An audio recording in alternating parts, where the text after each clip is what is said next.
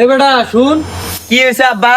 বাবা আমার তো মেলা বয়স হয়ে গেছে, গোসল কইরা কাপড় চোপড় আর ধোবারই মন চায় না।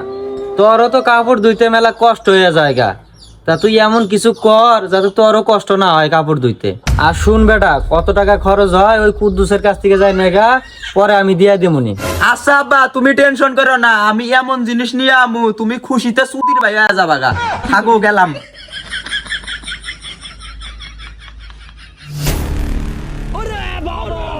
আব্বা এ দেখো কাক নিয়ে আইছি। আরে বেটা, এটা তুই কাক নিয়ে আইছস?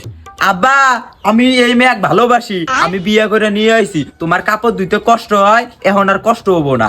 কি তুমি বিয়ে করে নিয়ে আইছো? আচ্ছা যাও, যাই হোক তুমি ঘরে যা রেস্ট নাও।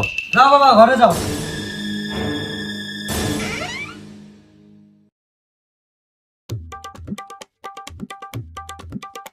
দেখছো আমার আব্বা কিছুই কইলো না।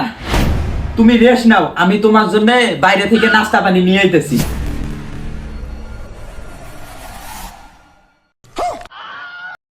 বাবা তোমার আমি ওয়াশিং মেশিন আনবার নিয়ে কইছি, আর তুমি বিয়ে করে নিয়ে আইছো।